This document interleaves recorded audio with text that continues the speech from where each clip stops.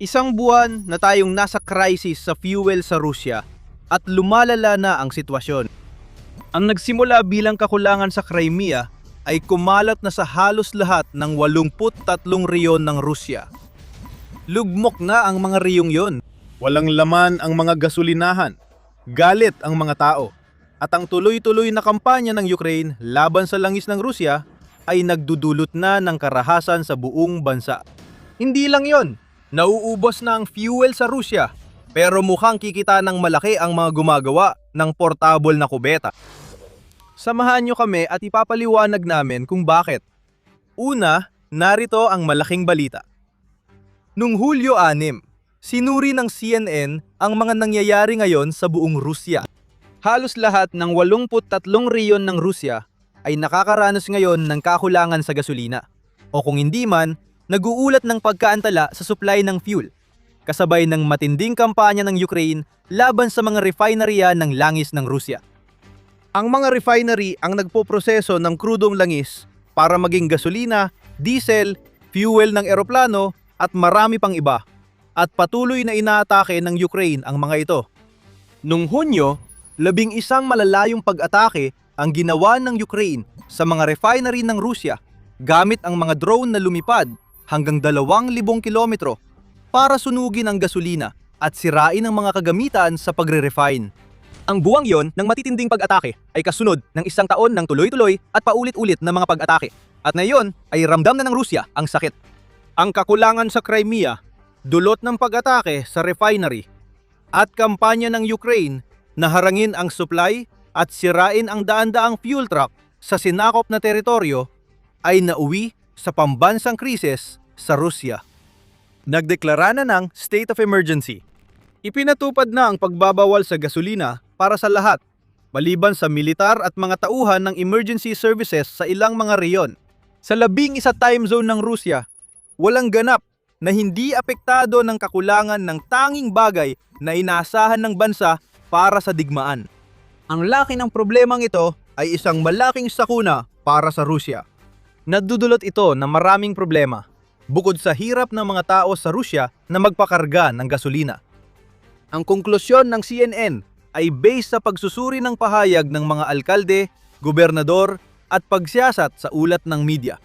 Ayon sa outlet, mahigit 50 rehiyon sa Rusya ang opisyal na nag-ulat ng kakulangan sa supply ng gasolina. Paano naging halos 83 ang bilang ng CNN? May mga hindi opisyal na ulat mula sa ibang mga rehiyon na tinatamaan na rin sila ng kakulangan. Tanging ang mga alkalde at gobernador lang ang pilit na itinatago ang lahat. Tipikal na Ruso, nagkukunwaring ayos lang kahit humahaba ang pila at lumalala ang krisis. Ubus na ang reserba ng Russia at lumalala pa ang problema habang mas marami pang drone ng Ukraine ang tumatama sa kanilang mga target. Sabi ng Saratoga Foundation, iniulat ng General Staff ng Ukraine noong unang bahagi ng Hulyo na napahinto ng walang hintong kampanya nila gamit ang drone ang 42% ng kapasidad ng pagpipino ng Russia. Dahil dito, ayon sa ulat, nawalan ang Russia ng $13.5 bilyong mula pa noong Agosto 2025 at malamang nakonektado ang mga pagkaluging ito sa hindi nila pag-export ng mga produktong petrolyo dahil nasusunog ang mga ito sa mga refinery. Ang Sentro para sa Pagsusuri ng Patakarang Europeo o SEPA ay naglalarawan ng bahagyang mas magandang kalagayan para sa Russia, kahit na malayo pa rin ito sa pagiging maganda. Sinasabi nito na ang kapasidad ng pagre-refine ng Russia ay 28% na mas mababa kumpara sa mga nakaraang taon.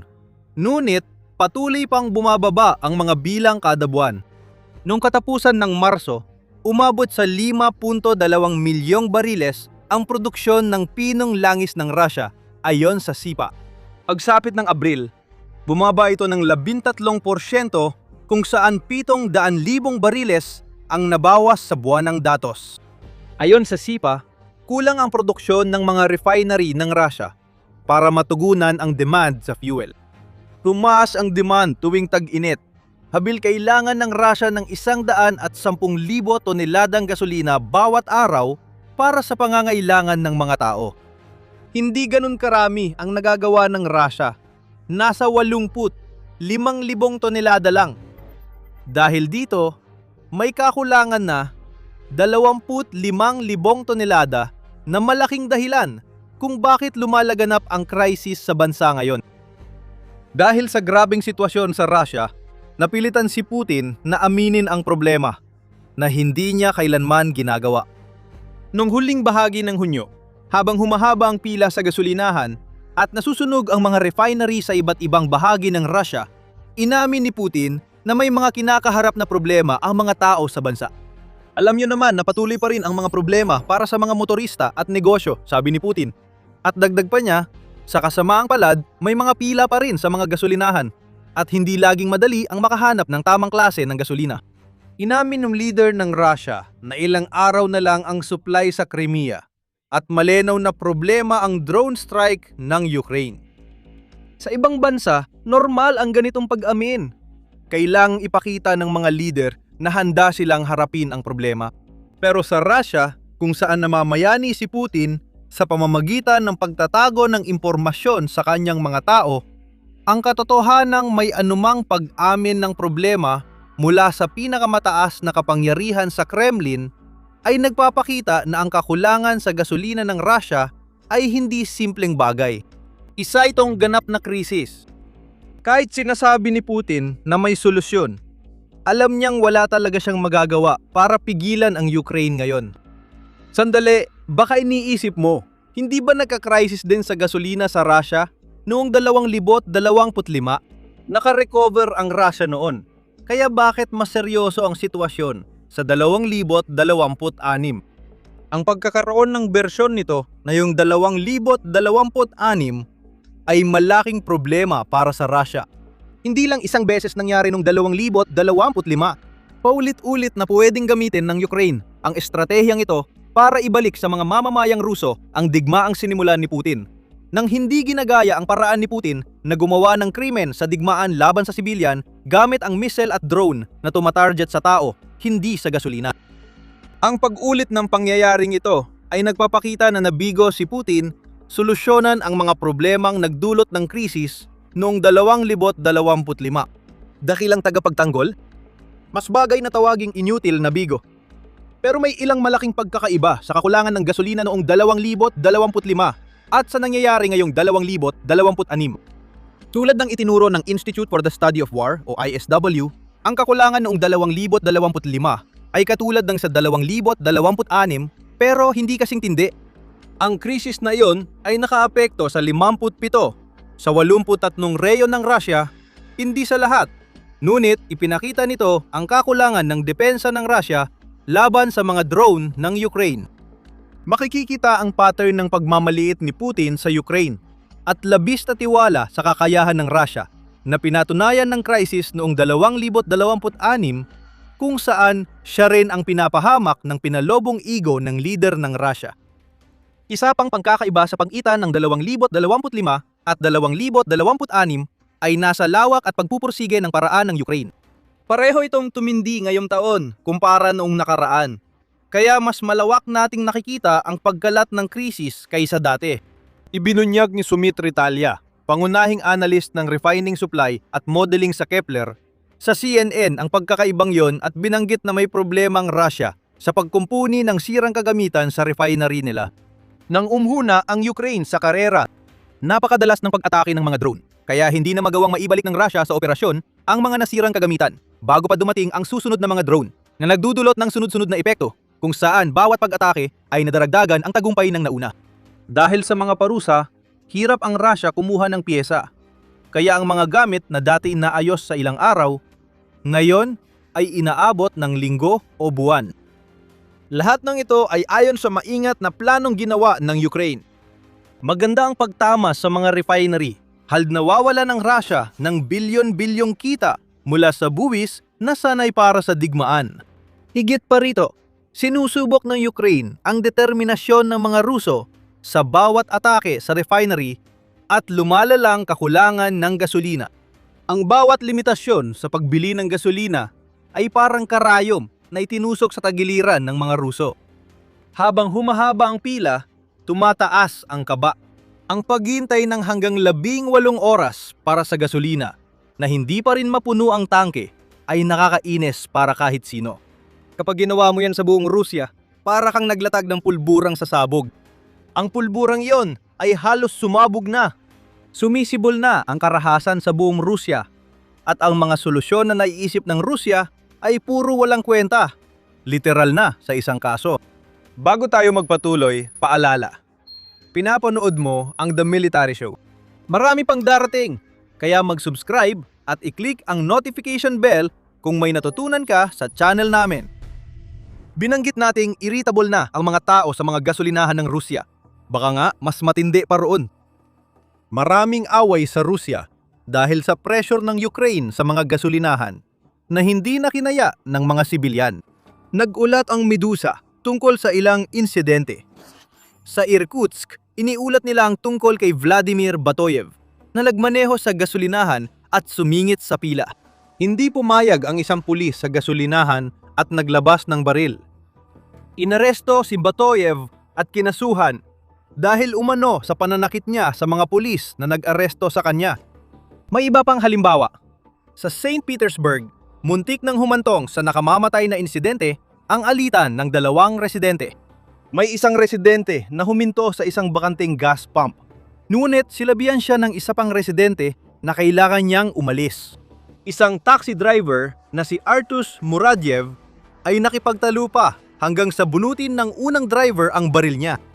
Hindi nagpatalo si Muradyev. Kinuha niya ang kutsilyo sa taxi at inatake ang ibang driver. Madalas nating marinig ang ulat ng ganitong insidente sa buong Russia. Sa Ijevsk, iniulat na may driver na hinila palabas ng kotse ang ibang motorista. Sa Cheboksary, sinabuyan ng pepper spray sa mukha ang isang nagmomotorsiklo na sumingit sa pila at may babaeng inatake matapos makipagtalo. Nagkaroon ng rambol sa isang gasolinahan sa Tatarstan, malapit sa hangganan ng Bashkortostan. Madalas nating makita ang labis na pagkadismaya at galit, at ilan lang ito sa marami pang halimbawa. May mga video sa social media na nagpapakita ng pagtatalo at bigla ang karahasan. "Putang ina mo, babasagin ko ang mukha mo!" Sigaw ng babae sa mainit na pagtatalo sa pila ng gasolinahan. Dulot ng estratehiya ng Ukraine sa mga refinery na nagdulot ng away ng mga Ruso. Hindi rin masisisi ang mga balisang Ruso sa kanilang reaksyon. May mga ulat ng mga taong nag-iikot ng ilang araw para maghanap ng gasolina. At may mga pansamantalang app na nagsasabing matutuntun kung saang mga gasolinahan may gasolina pa. Isipin mong gumamit ka ng app, nakita mong ilang dosenang milya pa ang layo ng pinakamalapit na gasolinahang may gasolina. Pagdating mo, ilang oras ang pila. Tapos pagdating sa bomba, ubos na pala ang gasolina. Talagang magagalit ka. At maraming tao sa Russia ngayon ang ganoon din. Iyan, bukod sa pera, ay magpapabahala kay Putin dahil karaniwang nakokontrol ng pulis estado ang galit ng mga tao. Hindi madaling pigilan ang ganitong kalawak na problema. Kahit sinusubukan ng Russia, may ilang solusyong ipinatutupad para maresolba ang krisis sa gasolina ng Russia at ang iba rito ay mas kakaiba. Ilan sa mga solusyon ay mga hakbang na karaniwang ginagawa ng Russia kapag may malawakang krisis sa gasolina. Iniulat ng SIPA na nagsimula ng magbenta ang Russia ng mas mababang kalidad ng gasolina sa kanilang mga motorista. Isang hakbang na ginawa na rin noong Agosto 2025 sa kasagsagan ng krisis ng taong yon. Pinapapayagan na ang mga refinery gumawa ng Euro 3 na gasolina at ilabil ito bilang Euro 5. Ang mas mababang kalidad na gasolina ay may nilalamang asupre na 15 beses na mas mataas kaysa dating limit. Ang mataas na sulfur sa gasolina ay nagdudulot ng maraming sulfur dioxide. Pinapabilis ang pagkasira ng makina at polusyon sa hangin na humahantong sa acid rain. Magandang solusyon yan. Hayaan ang mga Ruso na sirain ang mga sasakyang halos hindi na nila mapatakbo, habang tumataas ang panganib ng acid rain na sumisira sa kagubatan at tubig. Ang iba pang mga solusyon ay idinisenyo upang mapanatili hanggat maaari ang mga produktong petrolyo na ginagawa ng Russia sa loob ng bansa. Bawal ang export ng gasolina hanggang hindi bababa sa katapusan ng Hulyo. Malamang napahabain ang pagbabawal, maliban na lang kung biglang makapag-produce ng mas maraming gasolina ang Russia kahit nasusunog ang mga refinery nito. Ipinagbawal ng Russia ang pag-export ng jet fuel hanggang Nobyembre dahil nahihirapan silang panatiling tumatakbo ang military at commercial aviation. Sabi ng Moscow Times, iniisip din ng Kremlin na ipagbawal ang pag-export ng diesel na magkokompleto sa trifecta para sa Ukraine. Hindi na pwedeng ibenta ang lahat ng pangunahing produktong petrolyo ng Russia. Ang nakikita natin dito ay may kapalit. Ang pagbabawal sa pag-export ay nagtitiyak na mananatili ang mga produktong petrolyo sa loob ng Russia, na posibleng magpagaan ng kakulangan. Ibig sabihin, di na makakabenta ang mga producer sa ibang bansa, kaya mawawalan ang Russia ng bilyong dolyar na kita mula sa buwis ng export. Kapag gipit, kailangan ng matinding hakbang. At alam naman natin na kapag si Putin at ang kanyang mga kasamahan ay nagigipit, lagi silang may isang ginagawa: nagsisinungaling. Sa isang artikulo noong Hunyo 30, iniulat ng Pravda na sinimulan ng isensor ang presyo ng fuel sa Russia. Ibig sabihin, minsan hindi alam ng mga tao kung magkano ang babayaran nila sa gasolina hanggang makarating sila sa gasolinahan.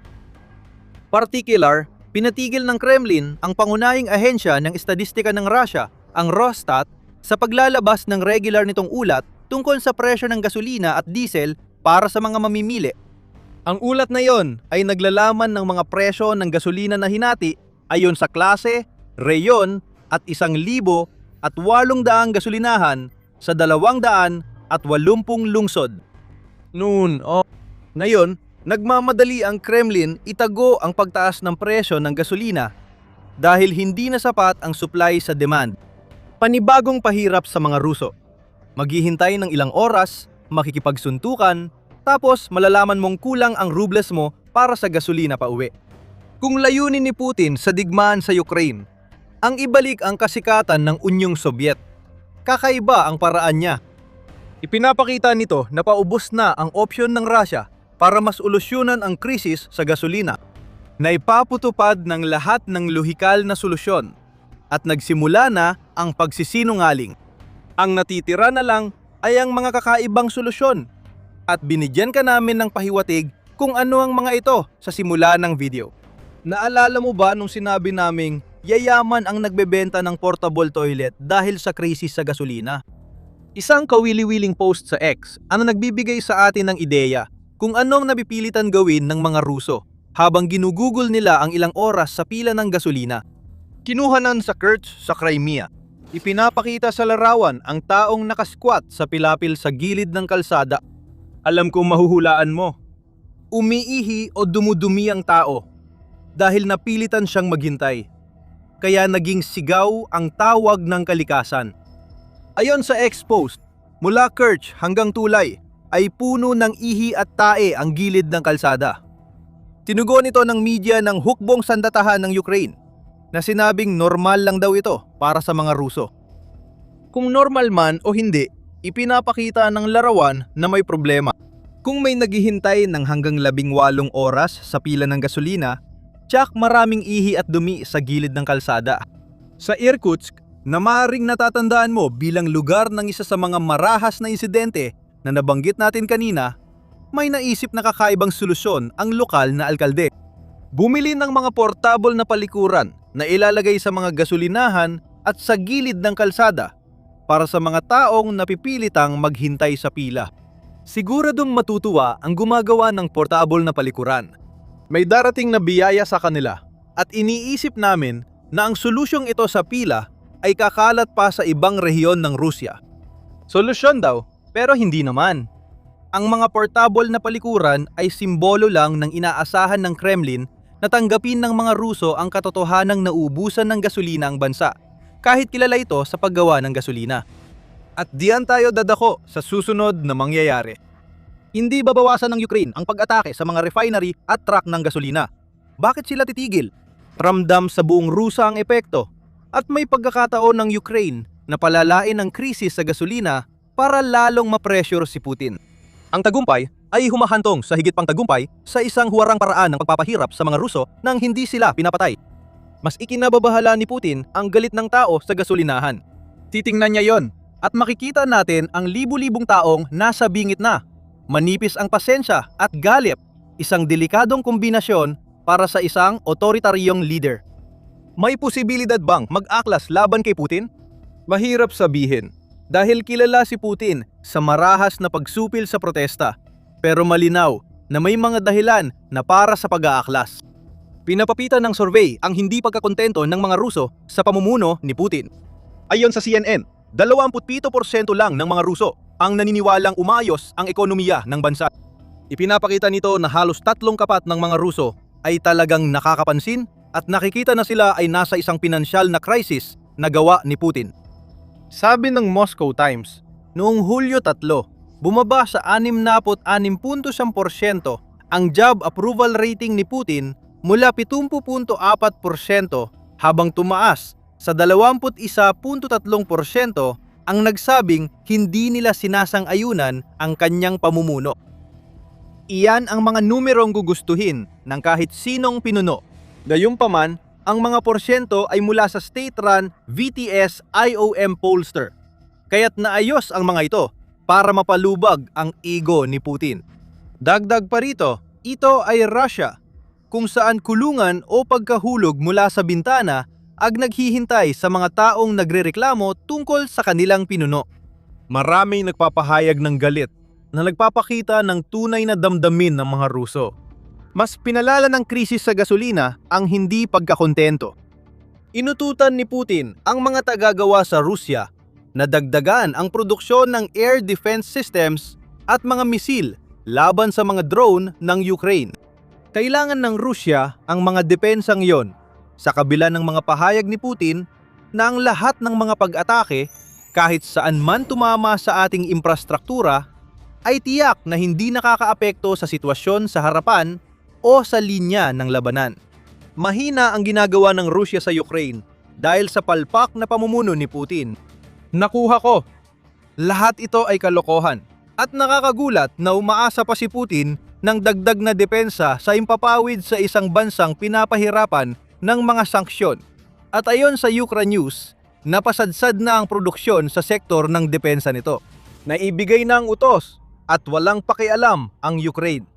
Hinaman ng Ukraine ang mga refinery noong 2024 at 2025. Kahit mas maraming depensa ang Russia, mas malala ang tama ngayong 2026 at inaasahang lalala pa ito. Lalalaki pa ang pila, kakalat ang karahasan, Lalago ang galit at mapipilitan si Putin harapin na sobrang talo na siya. Kaya ang paggawa ng portable na palikuran ay magiging matagumpay na negosyo sa Russia. Nakakabigla kung paano bumagsak ang mga makapangyarihan. Hindi lang crisis sa gasolina ang nagpabagsak sa imahe ni Putin bilang malakas na leader. Simula ng simulan ang bigmaan sa Ukraine. Bumaba ang impluwensya ng Russia sa geopolitika at mas napahamak ito kumpara dati. Bakit ito problema? Alamin sa RV. Kung nagustuhan mong video, mag-subscribe sa The Military Show at i-press ang notification bell para mapanood pa ang iba naming analysis sa pagbagsak ng Russia mula sa Ukraine. At salamat, gaya ng dati, sa panonood.